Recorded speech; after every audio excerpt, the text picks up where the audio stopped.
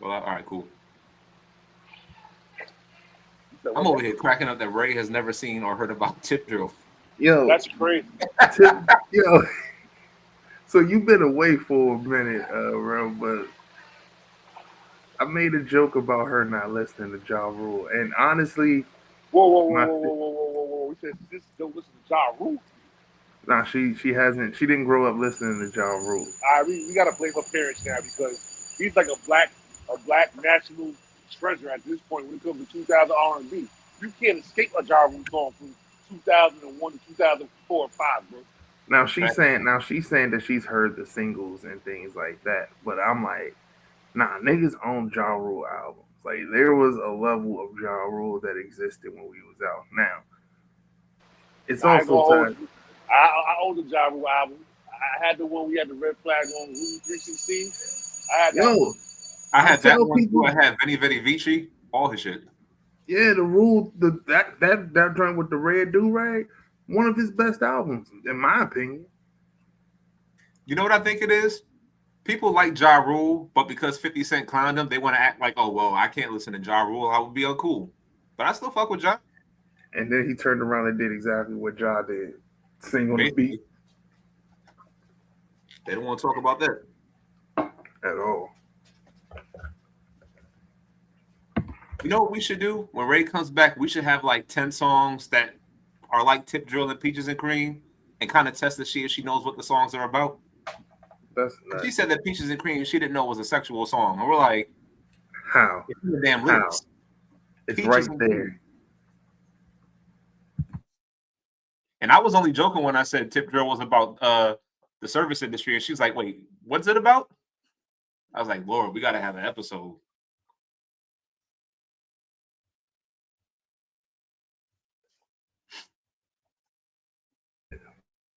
I'm not against having an episode. Hey, do y'all hear some feedback when y'all am from my mic? No. And even if we do, we can be edited out. Nah, Okay, you cool. sound good. I just keep going mute because we got the fucking cranes and shit moving in here. Oh nah, I'm just hearing something. I'm hearing a little buzz on my end. That's what I'm like. All right, as long as it's on my end, I don't really care. Um, but yeah, nah. So tip drill, I just had to ask, like, yo, have you ever listened to Nelly? And then tip drill came out, and she was like, the fuck is a tip drill? I'm like, oh my god, bro. Like, I feel like even if you haven't seen that video, you know what tip drill is. Mm-hmm. Unfortunately, BET Uncut is engraved in our culture. It is. Yo, What it's is between it's between Tip Drill and his cousin of a remix, Drop Down and Get Your Eagle on Girl. Those back to back, man, Nelly had a run with those, man. Hey, what man? You ain't lying, bro. Mm-hmm.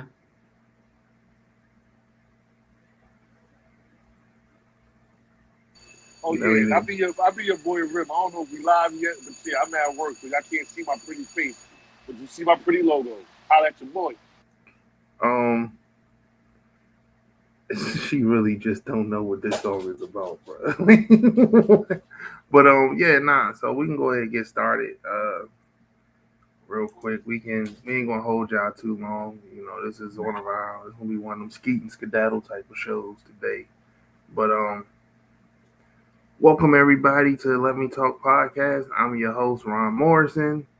I'm here with Pusha P What up? and our favorite daddy who never shows up at all, Rem. Yo, what's good, everybody? I'm here for a long time. Nope, not even a long time. I'm here for a good time, but never a long time. We know, man. We know you got other kids to go neglect as well, man. Now, mind you, Rem in real life is a very great father. We only joke with him about it being on the podcast, so please don't take what we're saying serious. In real life, he is a great, amazing dad And a hard worker too, man. But and he a still very plays hard hard for the worker. podcast, so we still give him credit. Very hard worker. Still got time to plug the pod, do all that stuff, make content. Very hard worker. But that nigga is never here. He treats us like a third. You know what? I ain't gonna say. I ain't gonna make that joke. Yo, Sarge, what's good, fam? What's going What's on good, with you? Sarge, man? Um, Real quick before we get into everything, man. Anybody got any fuckums, man? Oh, I gotta fuck him. Go ahead, get it off your chest. To all of you male face motherfuckers who had so much shit to say about the Bad Bunny concert and y'all still watched and y'all still brought the numbers up, fuck y'all. That was a masterclass of culture, a masterclass performance. I understood maybe some of the words, but you didn't need to understand Spanish to get the message. It was a great performance overall, and yet white America is just so up in arms at the fact that a Spanish-speaking man, a Puerto Rican man, who's actually an American, for those of you dumbasses who don't know, was able to bring the world together with a simple message. So that's who my fucking goes to. But also kudos to Bad Bunny for that amazing performance. Absolutely. Yeah, I didn't understand what was going on, but you know, I was there for the vibes, and I enjoyed the vibes.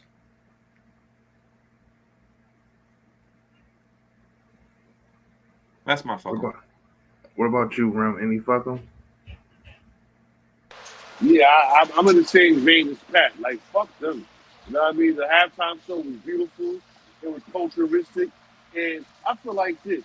If I ain't like Bad Bunny and his halftime performance, then I should see nobody with nachos, guacamole, no rice and beans, no chuletas.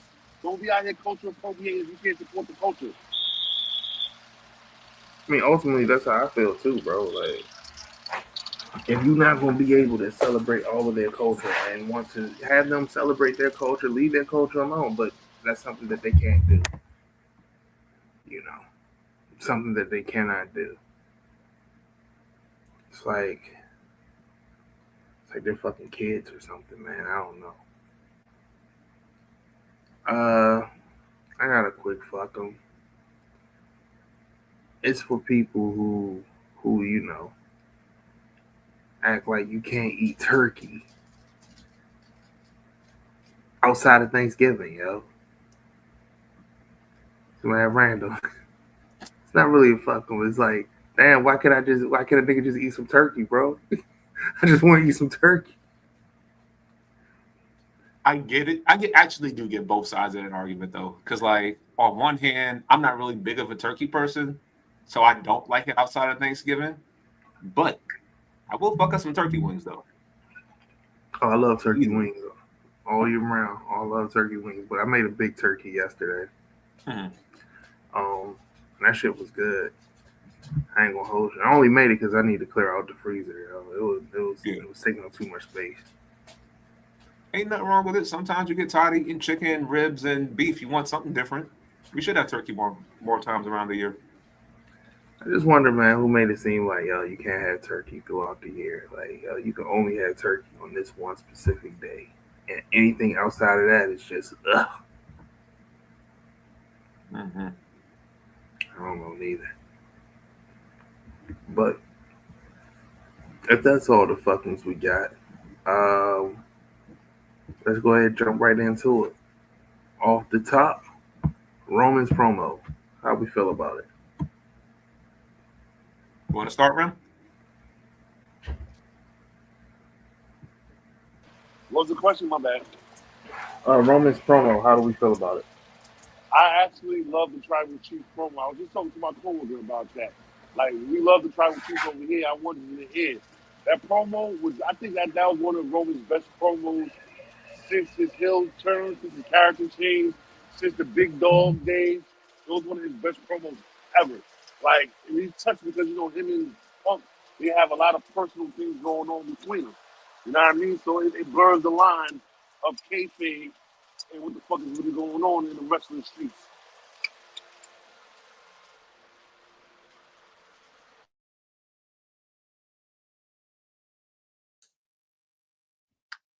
I agree.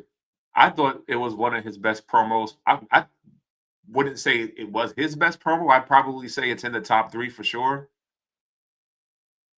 I definitely think that he proved to everybody what he, for those of y'all who don't know, a couple of weeks ago, Roman, I believe, was on Pat McAfee show, and he didn't blame the roster. He blamed creative when he said that they haven't done their best to create new stars since he's been absent. And you could just tell from that one promo that he did what kind of shift it was in the main event from when he was gone to when he came back. Because not too many people, myself included, really cared too much about WrestleMania or, the premise of like what the main event could be. But that whole entire promo made me actually believe that Punk versus Roman should be the main event. No one else should be involved in their match. It actually made the world title feel more relevant than the WWE title. And I feel like Roman has shown a great improvement in his promos since he first became Tribal Chief. Yeah, I can admit that.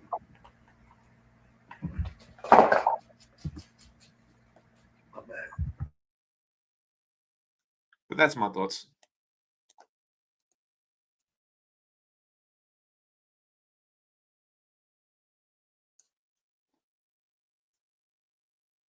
What about you, Duck?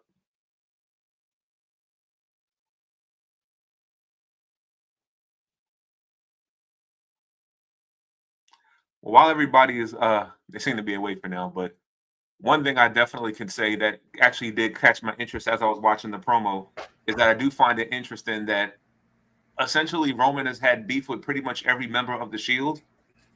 I mean, not Roman. Punk has had beef with every member of the Shield, and it seems that everybody's beef with Punk has been valid.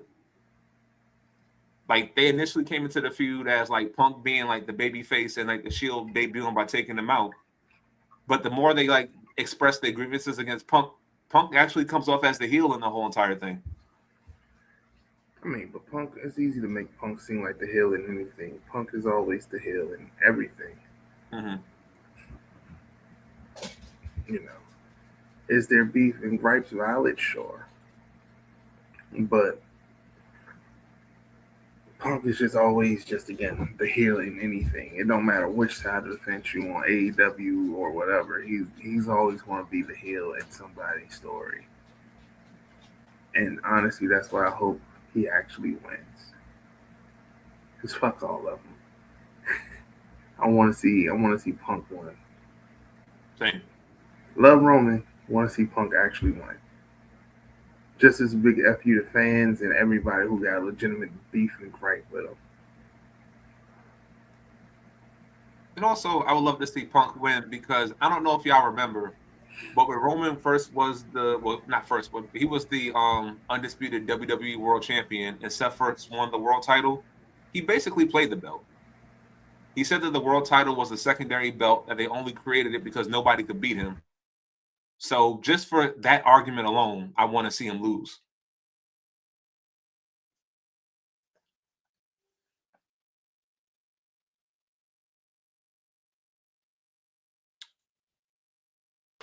Y'all know I never want to see Roman lose, man.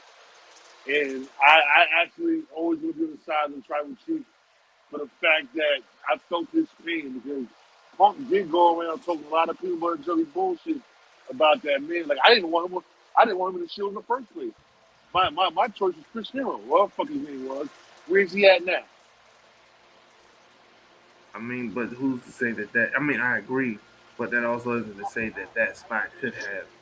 The Shield helped Roman get in a place to where he is where he's at.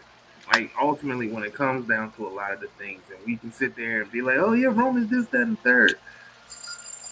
He was put with these people to make him look good. They also helped him try to learn the ropes and everything, because you're dealing with three people who has combined at least 50 years of experience at that moment. So he was basically getting help from people who was already experienced in the business. So I understand if Punk at that time was like, nah, like I don't want this dude in there. It's a legitimate gripe. Especially when I'm like, I have a vision for what you're coming to me for a vision, and I'm telling you what I want, and you say, yeah, this is cool, but add this guy to it. I would feel some type of way too. So it ain't like he's wrong in saying that I didn't want him there when the shit is true. Like, you know what I'm saying? Why lie?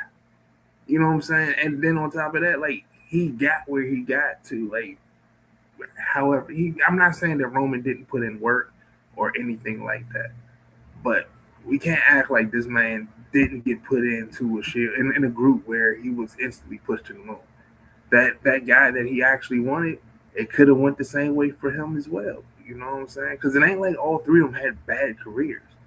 Dean is off doing whatever Dean wants to do, having fun. Seth is like the Vegeta of WWE at this point, and Roman is basically right up there. That guy could have had that Roman spot, but if Roman was much of a star, he would have been like that anyway. And Roman acting like him saying that, it just I get Roman's frustration and being mad, but also it's like, bro, you gotta understand, you was put into a position to win. You can't knock that. You can't lie about that. Nah, I get where you're coming from. You know what I mean? But it's still like, all right, so you didn't get your way, whatever the case may be. But then you still going out on other podcasts and other outlets to talk shit about me. Like, nah, bro, I understand I was your first choice. But you're not gonna sit here and throw salt on my name or salt in the wound and expect me to be in your face being all buddy buddy about it. You know what I mean? That's fair. That's fair. That's absolutely fair. I want to touch But I on. did. Oh my Go on. bad. I was about to say I did like the point that I forgot which one you made it about the titles though, because basically you're right. Roman on them that had to make that title because I can't take the title from me. And I love the fact that they are putting fucking energy into that new title because besides Seth, nobody's really carrying that title like it's supposed to be a proper title. I agree. I definitely agree. So I know me and Pat stand on we want Punk to win. What about you, man? Who you would like to win?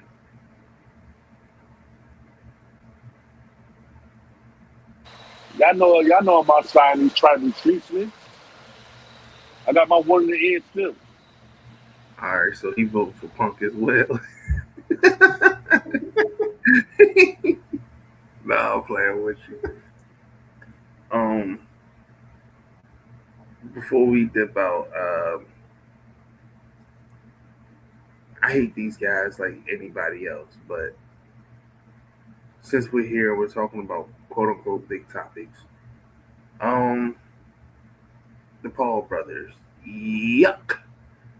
They one feels like, hey, this is America. This halftime show is bullshit. I guess he went to go wink off the Kid Rock. And Jake said this, and Logan was like, "Nah, I actually enjoyed the show, and I'm glad that we actually got a chance to for them to showcase their culture and their songs and just do something different. It was a very beautiful show." My question is, do we think that this is his actual take, or WWE trying to look less MAGA-y? I'm 100%. gonna you go ahead, Pat. Now I was gonna say that's 100% WWE all the way. And the only reason why I say that is because, for one, the Paul brothers are arguably the most racist out of all the MAGA influencers out there. We know where they stand, despite the fact that they live in Puerto Rico. We know how they feel. Number one. Two, moments before they even posted that, Triple H had made a post with him and Bad Bunny together saying, "Congratulations, we're rooting for you." Now, I'm pretty sure Triple H went to them and said, "I don't want y'all saying anything about Bad Bunny. I don't want y'all making any negative commentary. None of that." Because I've never seen Paul make a more chat GTP corporate tweet than the one that he made. I'll take in consideration Paul's character over the years versus one tweet. And that just screamed, you got told beforehand by corporate not to say anything bad about them. Especially knowing how much negative pressure I would have got. And y'all don't want Bad Bunny to be like, well, we're not going to come. He's not going to come and do any presser events with you. Also, I do think it might be completely unrelated, but this is just me personally. I don't know if y'all caught it last week, but during Brody King and MJF's match, the crowd was chanting "fuck Ice," and it actually went viral to the point like NBC News was reporting it, and all the major news stations. And AEW got a lot of press because while their fan base is very much, "fuck Ice" pro equality, most of WWE is MAGA. They just came back from an event where a lot of their black talent was pretty much mistreated for the most part, and some of the women. Yeah. They got ties with the Saudis. So they had to do something to kind of save face. You don't want the biggest star in the world to look at y'all and be like, all right, well, I don't fuck with y'all because that's negative press. So he had to say what he had to say, but I don't think he meant it. Yeah, I don't think he meant it neither. And to your point as well, like I would say honestly, man, like I'm not saying everybody in wrestling, as far as fans is concerned, but I would say like the conservative. I would say it's probably a lot more conservative wrestlers than it is. I'm sorry, wrestling fans than it is liberal fans. You know what I'm saying? Like, don't get me wrong, like there are, but I feel like it is wild to hear a fuck ice chant in a wrestling event. It's kind of crazy, and it was mad random. But I do agree with you. I do feel like it was definitely a PR stunt to try to make shit look good. And while that's whatever, and I get it, he has ties with y'all and done events for y'all.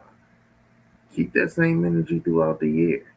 Like let's actually you talk about some actual shit that's going on in the current right in the world instead of acting like things don't exist and you just exist in this wrestling sphere.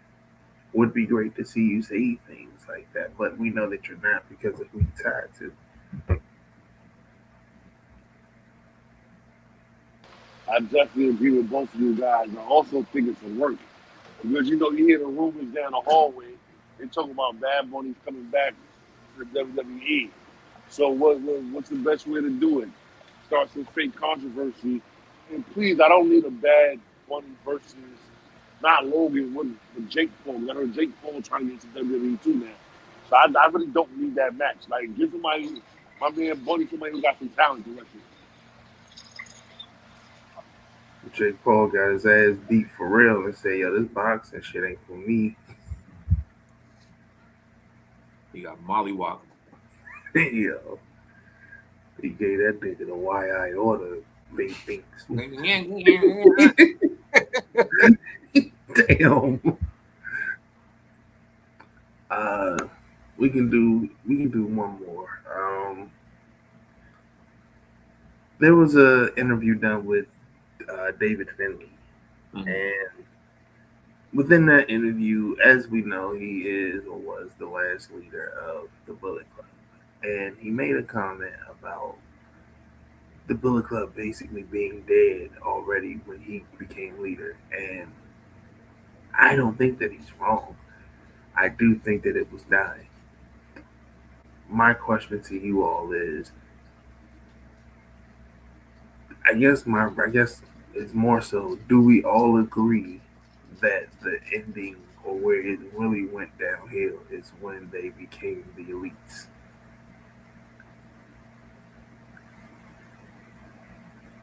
I would say I kind of think it. Yeah, I guess like you could say it kind of died around that time too. I think it kind of personally died out, and this is just my personal opinion. When all their major talent like AJ Styles and Finn Balor left. Now, granted, they were still going strong because you still had Fale and you still had Tonga in them, but in terms of like star power, you kind of needed some of those guys to kind of like get more mainstream fans into it, if that makes sense, as opposed to like the New Japan and indie wrestlers to kind of like still fuck with them. Because David Finlay's a great talent. He's a great wrestler. I love his matches. But at the same time, I do feel like in terms of like popularity and name value, he doesn't have it on that same level. Now, that's not to say that I don't think that, you can't just bring the group back into prominence. It's just that, like any major group, it's gonna take a big talent for them to kind of bring it back, so to speak. Like whenever they would bring back staples like DX or the NWO or even the Four Horsemen, it always seemed watered down because once they weren't as good as they were when they first started. Like when the Four Horsemen was around, and then they started bringing out Mongo McMichael and just adding everybody who wanted to join. It didn't really seem like a strong stable. And even with the NWO, fuck Hogan, don't care. But when it was Hall, Nash, and Hogan, that was like the at its peak. And it wasn't until they started adding more people and then watering it down, and then having them come back and then leave, and then they had the Jeff Jarrett version, and all these other random people came. It didn't work as well. So if they want the Bullet Club to work, I feel like that would be the perfect opportunity to maybe team up with like, some TNA guys or some AEW guys. Like maybe I don't know. I don't know how y'all feel about it, but if MJF joined Bullet Club, that'd be kind of cool. Yeah, I was going to ask. Well, let me let Rum speak before I go to the next point. Go ahead, Rum. Well, the Bullet Club, from what I know of it, was the original guys. But then I think, like y'all both said, like once Cody came into the picture and everything became the elite and then Bullet Club, it became truly faction, truly leaders.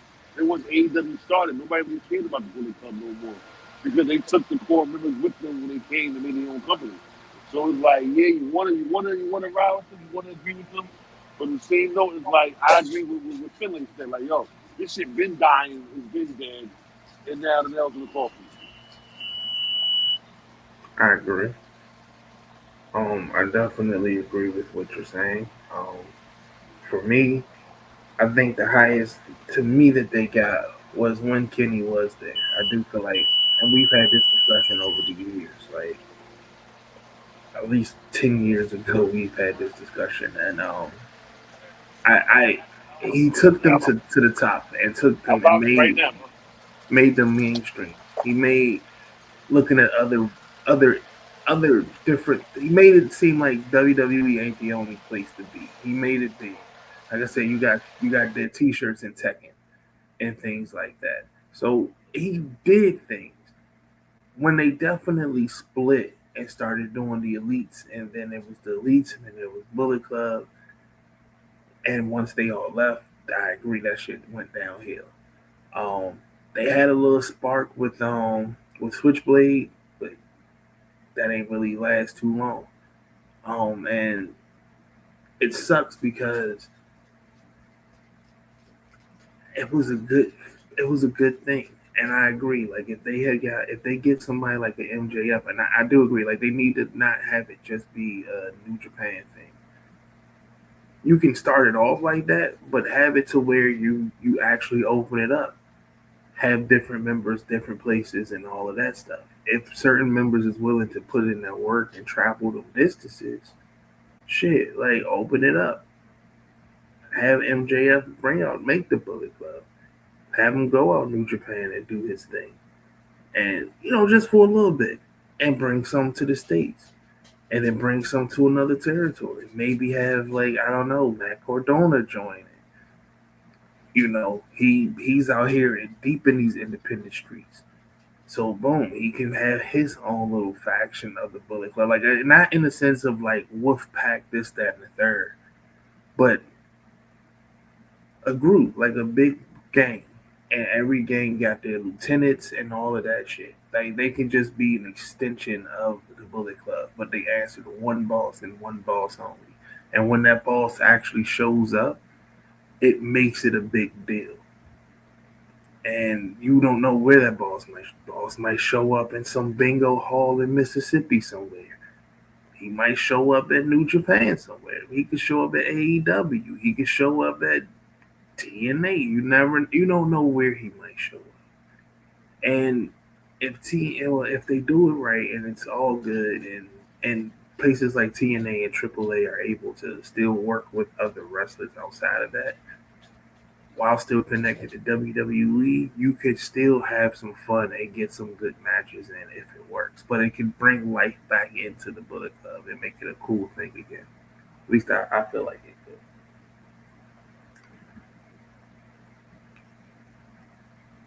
Oh, sorry, I was on mute. I agree with that, and I felt like this way for years. People have always said that, and I don't think it's true. People have always said that for you to make it in the business, you have to go through the WWE, and we've known especially over the past like decade or so, you don't really need that anymore to be a successful wrestler. And I've always asked myself, like, what would happen if the WWE actually had its version of the Bullet Club? But then I think they probably ruin it because it's not their own creation. However, Yeah. I would love to see, that idea that you mentioned come to fruition where it's like they have a version of Bullet Club, but it's not like the boss Bullet Club, so to speak. It's more so like it's their incarnation of it, but they're still paying respect to the OGs and like the main Bullet Club, just so we can Hmm. actually have like some sense of like the Bullet Club in WWE, and then like maybe at some point they can actually use that as like their gateway to like a Forbidden Door event. Because they Yeah. do have people in there. They have like Finn Balor's there. They still have the Tonga brothers. He's retired, but AJ could always be like a manager. You still have Cody, who's supposed to have his heel turn at some point, and that would be a good way to do it. It has layers. It does. You have a lot. It can work. I just once they're able to actually open up, like, cause I'm like at this point, you're a big commodity, bro. Like, we gotta stop acting like if you let somebody in, they're going to take over your company. They're not. You know, open them doors, have them matches, give the fans what they really want, and it's only going to make you more money, cause now you have access to other branches, other things. People are willing to do money with you, but you know, I doubt that actually happened. Um, Rem, you got anything else you want to add to it? Nothing to mind. Nah, I'm totally good with you guys. You got take. I agree with everything you guys just said. All right, bet. One more, because this is a quick one. Rumors. Do we feel like Daniel Bryan is actually going to come back to WWE? And do we also feel like Jeff Hardy is going to go to TNA? I heard about the Jeff Hardy situation a couple of days ago. It wouldn't surprise me if he went back to TNA. As far as the Daniel Bryan goes, I only heard about it when you mentioned it, and I hope he doesn't. Only because I feel like, I mean, you can't say never say never. I'm pretty sure he wants like a Hall of Fame. Not that I can't even say Hall of Fame. I genuinely think he still wanted to wrestle, but the only reason why he retired was because under Vince they wouldn't let him wrestle. Yeah, But at the same time, I don't know. I like to see him back. I just like to see him back wrestling. Whether he's in AEW or whether he goes back to WWE, I wouldn't mind seeing him wrestle again. same. I wouldn't either. I could. Um, Wait, bro. isn't Jeff Hardy already in TNA as a tag team champion? He might be. I don't Yeah, know. yeah, he's a tag team. You mean Jeff Hardy or Jeff Jarrett? What Jeff you talking about? Hardy. Like I just recently seen reports like, oh, there's Well, talks of him actually mm, going to they TNA. Which they when actually I spoke with Jackson because Jeff Hardy's okay, been in TNA for like the last 6 months as a tag team champion. He's a okay, then wrestler. that makes more sense because I feel like I did see them say that, but when I saw that he was going back, and I'm like, I guess that was a fever dream for me. That didn't happen, so it did happen.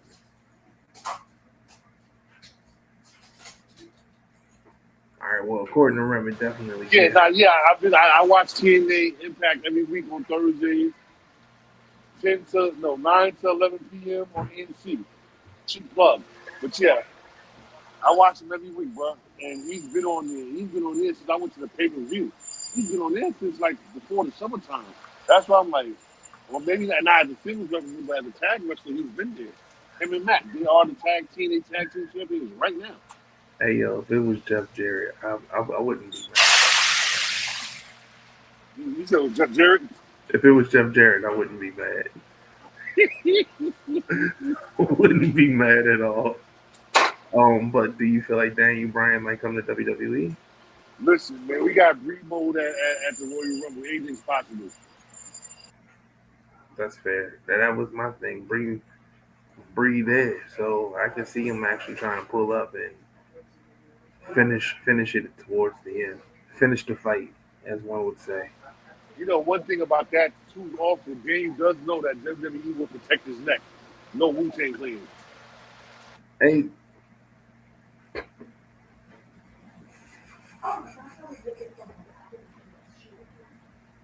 I'm sorry, I didn't expect you to make a Wu Tang reference. We gotta actually ask Ray if she's actually heard "Protect Your Neck." Yeah, we gonna have a whole playlist for it. Have you heard these songs? She gonna be like, you old ass niggas watching. Fuck you. You know she is. You know she is. Hey, baby. But we're gonna go ahead and end it right here. Um, ladies and gentlemen, it was thank y'all for pulling up and coming out and kicking it with us. I am Ron Morrison, your host. I'm here with Pusha P and Rem the Hatman Hart. I love you guys. We'll see him in about 4 weeks. Salute to you, Sarge. Salute to you, brother. Salute to everybody watching. Yes, thank y'all for tuning in. Thank you for everybody who's subscribing and listening out there in these streets. We love you and appreciate you. And y'all have a good night. Peace.